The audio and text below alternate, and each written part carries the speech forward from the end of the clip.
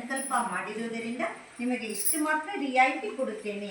ನೀವು ಕಾಶಿಯವರೆಗೂ ಅಂದರೆ ತಾರಕ ಅಂದರೆ ಸ್ವಾಮಿ ಶಿವಾನಂದ್ರ ಅವರು ಪೂರ್ವಾಶ್ರಮದ ಹೆಸರು ತಾರಕ ಅಂತ ಹೇಳ್ಬಿಟ್ಟು ಅವರು ಸನ್ಯಾಸನಾಮ ಏನೇ ಇರಲಿ ಅಮ್ಮ ಆದವರು ಅವರ ಹೆಸರನ್ನೇ ಪೂರ್ವಾಶ್ರಮದ ಹೆಸರನ್ನೇ ಕರೀತಿರ್ತಾರಂತೆ. ಶ್ರೀಮಾತೆಯರಿಗೆ ಅವ್ರ ಮಗ ತಾನೆ, ನನ್ನ ಮಕ್ಕಳಂತ ಒಪ್ಕೊಂಡಿರೋದ್ರಿಂದ ಸನ್ಯಾಸನಾಮ ಕರೀತಾ ಇಲ್ಲ, ಅವ್ರ ಮೊದಲ ಹೆಸರನ್ನೇ ಹೇಳ್ತಿದ್ದಾರೆ. ತಾರಕ ಇದ್ದಾನೆ, ಅವನಿಗೆ ನಾನು ಪತ್ರ ಬರೆದು ತಿಳಿಸುತ್ತೇನೆ. ನೀವು ಅವನಿಂದಲೇ ನಿಮ್ಮ ಸನ್ಯಾಸದ ಹೆಸರನ್ನು ಪಡೆದುಕೊಳ್ಳಿ ಮತ್ತು ಅವನ ಜೊತೆ ಇದ್ದುಕೊಂಡು ನಿಮ್ಮ ಸನ್ಯಾಸ ಜೀವನವನ್ನು ರೂಪಿಸಿಕೊಳ್ಳಿ ಎಂದು ಈ ಆದೇಶಕ್ಕೆ ಮರುಮಾತಿಲ್ಲದೆ ಮಣಿದು ಮೂವರು ಕಾಶಿಗೆ ಹೊರಟರು. ಶ್ರೀಮಾತೆಯರು ಏನು ಹೇಳಿದ್ರು ಅದನ್ನೆಲ್ಲ ಕೇಳಿಸ್ಕೊಂಡ್ಬಿಟ್ಟು ಅವರು ಹೊರಟರು. ಶ್ರೀಮಾತೆಯರಿಗೂ ಸಮಾಧಾನ ಆಯಿತು, ನನ್ನ ಮಕ್ಕಳು ಇಲ್ಲಂದ್ರಲ್ಲಿ ಅಳಿಯೋದು ತಪ್ಪಿತು ಅಂತ. ಮತ್ತು ಅವರಿಗೆ ಪರಿರಾಜಕರಾಗಿ ಹೋಗ್ಬೇಕು ಅನ್ನೋ ಆಸೆನೂ ಈಡೇರಿತು.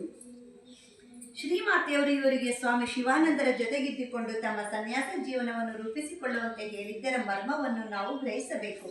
ನೂತನ ಸನ್ಯಾಸಿಗಳು ತಮ್ಮ ಸನ್ಯಾಸ ಆದರ್ಶದಲ್ಲಿ ನೆಲೆ ನಿಲ್ಲುವಂತಾಗಬೇಕಾದರೆ ಕೇವಲ ಪುಸ್ತಕ ಪಾಂಡಿತ್ಯ ಸಾಲುವುದಿಲ್ಲ, ಅನುಭವಿ ಸನ್ಯಾಸಗಳ ಸತ್ಸಹವಾಸವೂ ಬೇಕಾಗುತ್ತದೆ.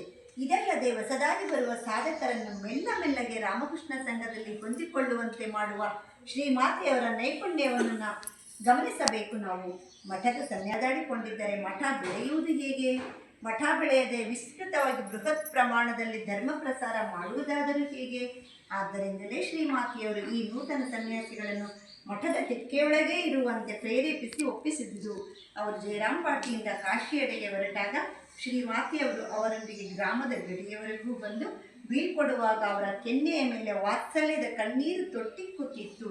ಈ ಯುವ ಸನ್ಯಾಸಿಗಳು ಕಾಶಿಯನ್ನು ತಲುಪಿದಾಗ ಶ್ರೀಮಾತೆಯವರ ಆದೇಶಾನುಸಾರ ಸ್ವಾಮಿ ಶಿವಾನಂದರು ಅವರಿಗೆ ಸನ್ಯಾಸ ನಾಮಗಳನ್ನಿತ್ತು ಮಾರ್ಗದರ್ಶನ ನೀಡಿದರು.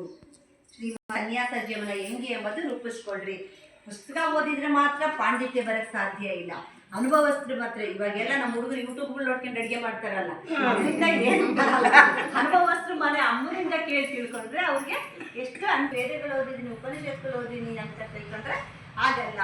ಈಗ ಅಲ್ಲಿ ಅನುಭವಿ ಸನ್ಯಾಸಿಗಳು ಇರ್ತಾರ, ಸ್ವಲ್ಪ ಅನುಭವಸ್ಥರು ಏಜ್ಡ್ ಸನ್ಯಾಸಿಗಳು ಅಂತರ ಜೊತೆಗಿದ್ದು ನಿಮ್ಮ ಸನ್ಯಾಸ ಜೀವನವನ್ನು ರೂಪಿಸ್ಕೊಳ್ರಿ ಅಂತ ಶ್ರೀಮಾತೆಯವರು ಅವ್ರಿಗೆಲ್ಲ ಬುದ್ಧಿವಾದ ಹೇಳಿ ಕಲಿಸಿದ್ರು.